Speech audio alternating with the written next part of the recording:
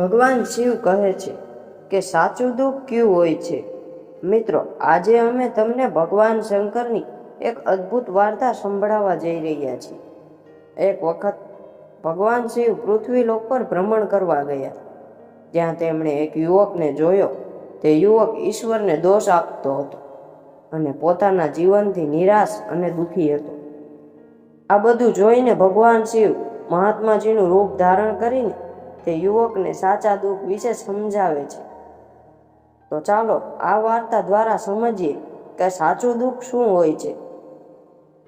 જો તમે આ વાર્તા સાંભળો છો તો પૂર્ણ સાંભળજો. આ વાર્તાને અધૂરી છોડવાની ભૂલ ન કરશો, કારણ કે આ વાર્તા પૂર્ણ સાંભળવાથી મનુષ્યને તેના ઈચ્છિત ફળની પ્રાપ્તિ થાય છે. જો તમે શિવ ભક્ત છો તો ભોલેનાથનો અનાદર ન કરો અને કોમેન્ટ બોક્સમાં ઓમ નમઃ શિવાય અથવા હર હર મહાદેવ અવશ્ય લખો. સુખ અને દુઃખ એક જ સિક્કાની બે બાજુ છે. સુખ અને દુઃખ આપણા જીવનમાં સતત આવતા જ રહે છે અને આપણને લાગે છે કે આપણા જીવનમાં હજારો દુઃખ છે, હજારો સમસ્યાઓ છે. પરંતુ જો તમે વાસ્તવમાં જુઓ અને આ વાતને સારી રીતે સમજો તો તમે સમજી શકશો કે આપણા જીવનમાં માત્ર એક જ દુઃખ છે. અને તે કયું દુઃખ છે અને તેનું નિવારણ શું છે તે આપણે આ વાર્તા દ્વારા જાણીશું. એક સમયની વાત છે. એક ગામમાં એક વ્યક્તિ રહેતો હતો. તેનું નામ હરિહર હતું. તે ખૂબ જ આળસુ અને પોતાના જીવનથી ખૂબ જ નિરાશ હતો. તેનું કારણ એ હતું કે તેણે અત્યાર સુધી પોતાના જીવનમાં કંઈ જ પ્રાપ્ત નહોતું કર્યું. તે કશું જ કરતો ન હતો. તેના ઘરના લોકો પણ આ વાતથી ખૂબ જ પરેશાન રહેતા. તેઓ ઈચ્છતા હતા કે તે બહાર જઈને કંઈક સારું કામ કરે, કોઈ સારી નોકરી કરે, પણ તે તેમની એક પણ વાત ન સાંભળતો. તેના ઘરના લોકો તેને અન્ય લોકોના ઉદાહરણ આપીને મેણા ટોણા મારતા, પણ તેને કોઈ ફરક ન પડતો. તેના બધા મિત્રો સફળ થઈ ગયા હતા. કોઈ સારો વેપાર કરતો હતો તો કોઈ સારી નોકરી કરતો હતો. જ્યારે પણ તેઓ લોકો મળતા ત્યારે તેઓ પોતાની સિદ્ધિઓની વાતો ગૌરવ ગાથા ગાતા. પરંતુ આ સમયે હરિહર કશું જ ન બોલતો. તેથી જ્યારે પણ કોઈ તેને પૂછતું કે તે શું કરી રહ્યો છે તો તે કશું જ કરતો ન હતો. તેથી તે હંમેશા એક જ જવાબ આપતો: હું પ્રયાસ કરી રહ્યો છું. પરંતુ તેના પ્રયાસનું ફળ કોઈ દેખાતું ન હતું. જોતા જોતા હવે એવો સમય આવી ગયો કે હરિહર બધાથી પોતાનું મોં છુપાવીને રહેતો, જેથી તેને કોઈ પૂછે જ નહીં કે તું શું કરો છો. તે ક્યારે કોઈના સામે આવતો ન હતો. ધીમે ધીમે તે ખૂબ જ દુઃખી રહેવા લાગ્યો અને મનમાં ને મનમાં આ ધરતી પર બોજ છે એવું વિચારવા લાગ્યો. હરિહર હવે ખૂબ જ નિરાશ રહેવા લાગ્યો હતો. તે પોતાને ખૂબ જ એકલો મહેસૂસ કરતો હતો. એક દિવસ તે વિચારવા લાગ્યો કે તેના હાથમાં કશું જ નથી, તો તે શું કરી શકે છે. એકલા બેસીને રડતો રહ્યો અને ભગવાનને દોષ આપતો રહ્યો. એક દિવસ તે છુપાતો છુપાતો ઘરની બહાર નીકળે છે.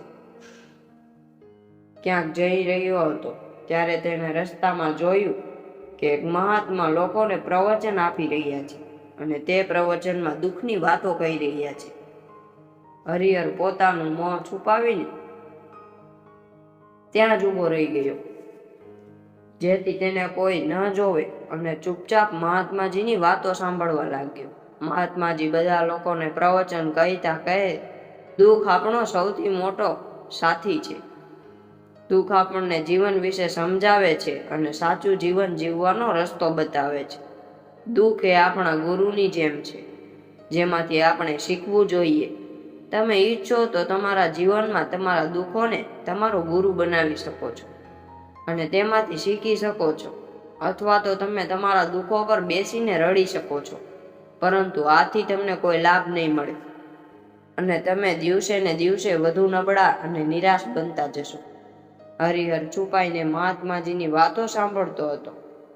જેવો જ ઉપદેશ પૂરો થયો તે મહાત્માજી પાસે ગયો અને કહેવા લાગ્યો કે મહાત્માજી, તમે થોડા સમય પહેલા દુઃખોને ગુરુ કહી રહ્યા હતા.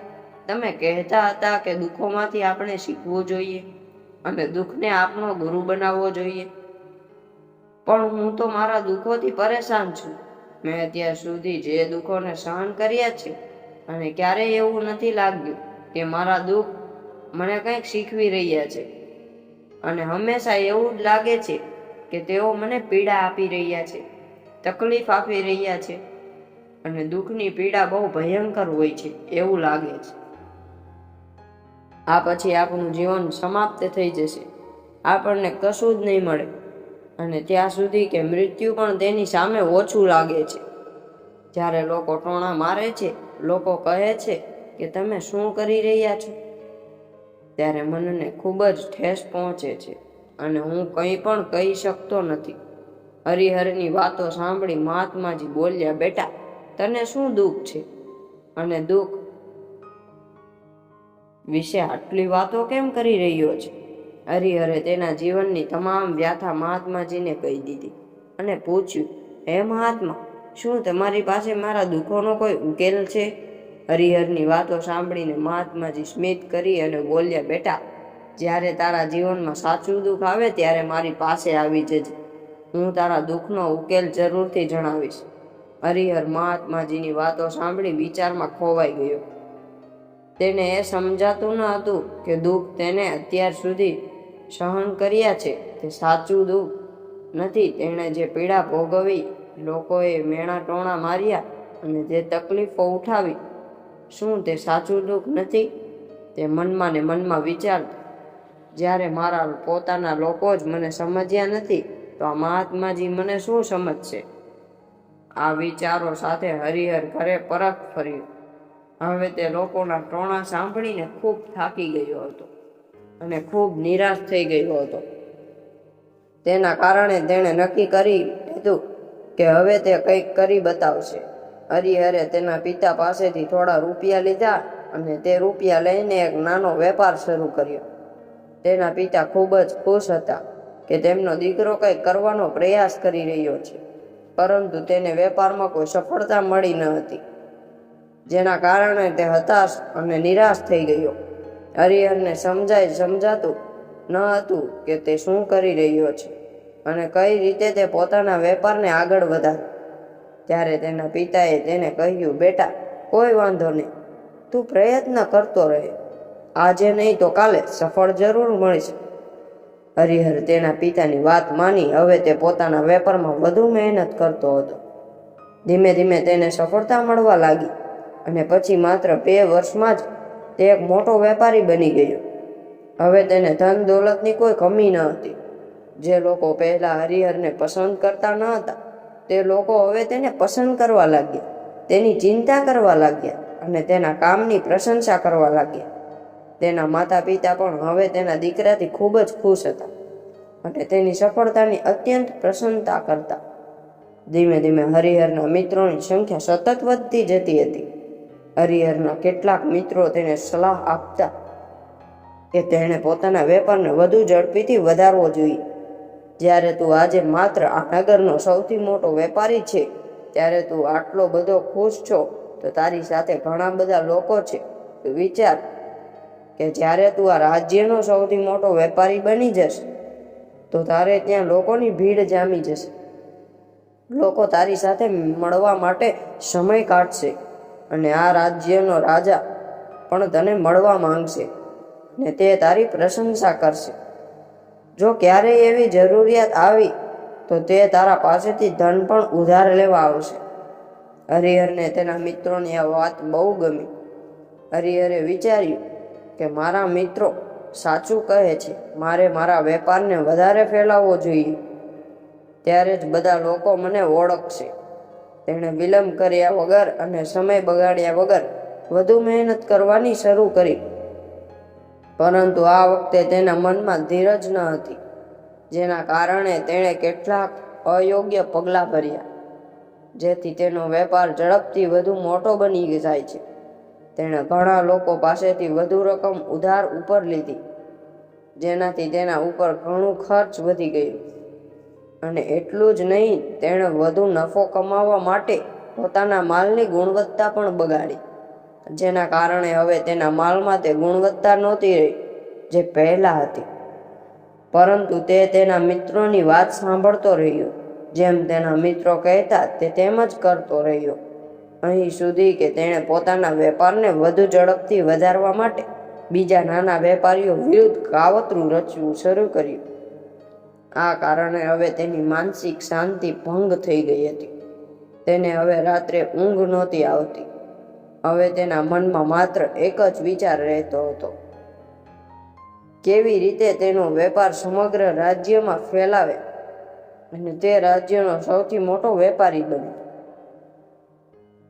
તે દિવસ રાત આ જ પ્રયત્નમાં લાગેલો રહેતો કે તેનો વેપાર સડકથી વધુ મોટો અને હરિહર પાસે નોકર ચાકર અને તમામ સુવિધાઓ હોવા છતાં તે આ સુવિધાઓનો આનંદ ઉઠાવી શકતો ન હતો, કારણ કે તે સંપૂર્ણ ધ્યાન માત્ર પોતાના વેપાર અને ઉન્નતિ પર જ હતું. એક દિવસ હરિહર એક માર્ગ પરથી પસાર થઈ રહ્યો હતો. ત્યારે તેણે રસ્તામાં તે મહાત્માના આશ્રમને જોયો.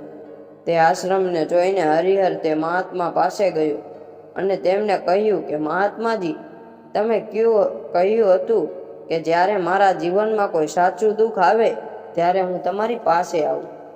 આજે હું અહીં એટલા માટે આવ્યો છું કારણ કે હું આજે બહુ દુઃખી છું. રાત્રે ઊંઘી શકતો નથી.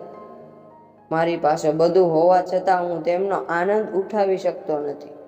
હરિહરે તેની બધી વાતો મહાત્માજીને જણાવી. મહાત્માજીએ હરિહરને કહ્યું, બેટા, જ્યારે તું પહેલી વાર આવ્યો હતો ત્યારે પણ તું બહુ દુઃખી હતો, પરંતુ તું એ સમયે તારા દુઃખોમાંથી શું શીખ્યો હતો? મહાત્માજીની વાતો સાંભળી હરિહર જવાબ આપ્યો કે મહાત્માજી, જ્યારે હું મારા જીવનમાં કંઈ કરી શકતો ન હતો ત્યારે મેં મારા દુઃખોમાંથી એ શીખ્યું હતું કે માત્ર વિચારવાથી કંઈ થતું નથી. આપણે કંઈક કરવું પડે છે અને માત્ર કાર્ય કરવું એ જ સફળતા નથી. તે કાર્યને તેની અંતિમ જગ્યાએ પહોંચાડવું જ આપણને સફળ બનાવે છે. પછી ભલે રસ્તો કેવો પણ હોય, પરિસ્થિતિઓ કેવી પણ હોય, કોઈ પણ અવરોધ આવતા હોય તો પણ હિંમત હારવી ન જોઈએ, આશા છોડવી ન જોઈએ અને પોતાના કાર્યમાં લાગેલા રહેવું જોઈએ, એ વિચારીને કે જ્યાં સુધી હું મારા કાર્યને સફળ નથી કરીશ ત્યાં સુધી હું આ કાર્યને કરતો રહું. આ કાર્યમાં જરૂરથી સફળ થઈશ, કારણ કે લોકો માત્ર સફળ લોકોની જ કદર કરે છે, તેમના કાર્યોની નહીં. હરિહરની આ બધી વાતો સાંભળીને મહાત્માજીએ કહ્યું, બેટા, જ્યારે તારા જીવનમાં સાચું દુઃખ આવે ત્યારે તું મારી પાસે આવજે. હું તારી સમસ્યાઓનું જરૂરથી સમાધાન કરીશ. આટલું કહીને મહાત્માજી ત્યાંથી ચાલ્યા ગયા. હરિહર ફરીથી મહાત્માજીની આવી વાતો સાંભળીને આશ્ચર્યચકિત થઈ ગયો. તેને હજુ સુધી એ સમજમાં નથી આવતું હતું કે તેણે જે તકલીફો સહન કરી છે, શું તે સાચું દુઃખ નથી? હરિહરના મનમાં એક સવાલ ઉત્પન્ન થયો કે સાચું દુઃખ શું છે અને તેની ઓળખ શું છે, અને મને કેવી રીતે ખબર પડશે કે સાચું દુઃખમાં છું? ત્યારે તે મહાત્મા હરિહર પાસે એક મોટો ઘડો લઈને આવ્યા. તે ઘડામાં સોનાના સિક્કા હતા. તે ઘડાને હરિહરે આપીને મહાત્માજીએ કહ્યું, બેટા, આ ઘડાને તું ઝાડ નીચે માટીમાં દબાવી દે, કારણ કે હવે આ ઘડો મારા કંઈ કામનો નથી. જ્યારે મારે તેની જરૂર પડશે ત્યારે હું તેને ખોદી કાઢી લઈશ, પણ અત્યારે તું તેને તે માટી નીચે દબાવી દે. હરિહરે મહાત્માજીની વાત માનીને તે ઘડો માટીમાં દબાવી દીધો. આ બધું કરીને હરિહરે મહાત્માજીને પ્રણામ કર્યા અને ત્યાંથી પાછા પોતાના ઘર તરફ જવા લાગ્યો. ધીરે ધીરે સમય પસાર થતો ગયો. સમય સાથે હરિહરે વેપારમાં વધુ પ્રગતિ કરી, પરંતુ માલની ગુણવત્તા સારી ન હોવાને કારણે તેને વેપારમાં નુકસાન થવા લાગ્યું અને ધીરે ધીરે એવો સમય આવ્યો કે તેનો વ્યવસાય સંપૂર્ણપણે બંધ થઈ ગયો. હવે તેની પાસે કંઈ પણ બચ્યું ન હતું. હરિહરે પોતાના મિત્રો પાસેથી જ પૈસા લીધા હતા. તે પણ તેને ચૂકવવાના હતા, પરંતુ હરિહરે એ વેપારીને નિશ્ચિત હતો કે પૈસા તેણે પોતાના મિત્રો પાસેથી લીધા છે, તેથી તે થોડો વિલંબ કરી શકે છે. તે વિચારતો હતો કે તેના મુશ્કેલીના સમય દરમિયાન તેના મિત્રો તેની મદદ કરશે નહીં, પરંતુ સૌથી પહેલાં તેના મિત્રો જ તેની પાસેથી પૈસા પાછા માંગવા લાગ્યા. ત્યારે હરિહરને અહેસાસ થયો કે કોઈ પણ આપણું નથી. તેણે પોતાના મિત્રો પાસે પૈસા પાછા આપવા માટે થોડો સમય માંગ્યો, પરંતુ હરિહરના કોઈ પણ મિત્રએ તેને પૈસા પાછા આપવા માટે સમય ન આપ્યો. તેના મિત્રો તેને જાનથી મારી નાખવાની ધમકી આપવા લાગ્યા. મિત્રોના મુખેથી આ બધું સાંભળી હરિહર ખૂબ જ આશ્ચર્યમાં મુકાઈ ગયું. તે વિચારી રહ્યો હતો કે તેનાથી બધું ઊંધું થઈ રહ્યું હતું. વેપારીની સફળતાને કારણે તેના ઘણા મિત્રો અને શુભચિંતકો બન્યા હતા, પરંતુ હવે બધા તેની પાસેથી દૂર જવા લાગ્યા. દરેક વ્યક્તિ તેનાથી પીછો છોડાવવા ઈચ્છતો હતો. કોઈ પણ તેનો સાથ આપવા તૈયાર ન હતું. ધીરે ધીરે તેની તમામ સંપત્તિ રાજી થઈ ગઈ. હવે તેની પાસે કશુંય બચ્યું ન હતું. તે રસ્તા પર આવી ગયો હતો. એક દિવસ હરિહરે પોતાના પિતાજીને કહ્યું, પિતાજી, મારી મદદ કરો, મારા પર ઘણું ખર્ચ છે.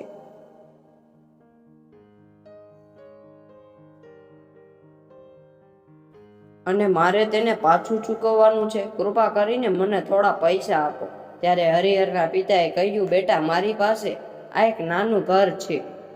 હું આ પણ તને આપું છું, તો હું અને તારી માં ક્યાં જઈશું? અમારી પાસે હવે આ જ સંપત્તિ બચી છે, તેથી હું તારી માફી માંગુ છું.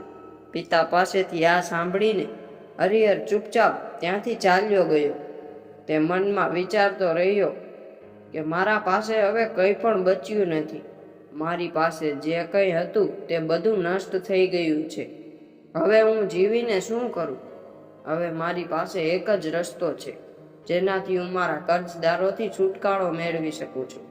આ વિચારતા હરિહર એક ઊંચી પહાડી તરફ ગયો. તે પહાડ તરફ ચડવા જઈ રહ્યો હતો કે એને યાદ આવ્યું કે મહાત્માજીએ કહ્યું હતું કે જ્યારે તું સાચું દુઃખમાં હોય ત્યારે મારી પાસે આવજે, હું તારું દુઃખ દૂર કરીશ. આ વિચારીને હરિહરના મનમાં ફરી આશાની લહેર દોડી. હરિહર દોડતો દોડતો મહાત્માજી પાસે પહોંચ્યો અને તેમને પ્રણામ કરી પોતાના પર થયેલ એક વાત કહી. તે બોલ્યો, હે મહાત્માજી, તમે કહ્યું હતું કે જ્યારે સાચું દુઃખ આવશે ત્યારે તમે તેનો ઉકેલ લાવશો. મહાત્માજી હસ્યા અને બોલ્યા, બેટા, સાચું દુઃખ ક્યાં છે? જ્યારે તારું સાચું દુઃખ આવશે ત્યારે હું તેનો ઉકેલ જરૂર લાવીશ. આ સાંભળીને હરિહરની ધીરજ તૂટી ગઈ. તે કહેવા લાગ્યો, શું મેં આજ સુધી જે દુઃખો સહન કર્યા છે તે ખરેખર દુઃખ નથી? શું આને દુઃખ ન કહેવાય? ત્યારે મહાત્મા બોલ્યા, બેટા, પહેલા તું મને એ જણાવ કે તું તારા દુઃખોમાંથી શું શીખ્યો? હરિહરે જવાબ આપ્યો, હાથમાં મેં એ શીખ્યું, જે લોકો તમારી સફળતામાં તમારો પીછો કરે છે તે લોકો જરૂર તમને દગો આપશે. આવા લોકો ક્યારેય તમારા ખરાબ સમયમાં તમારા સાથ નથી આપવાના, પણ ફક્ત તમારો ફાયદો ઉઠાવવાના પ્રયત્ન કરે છે.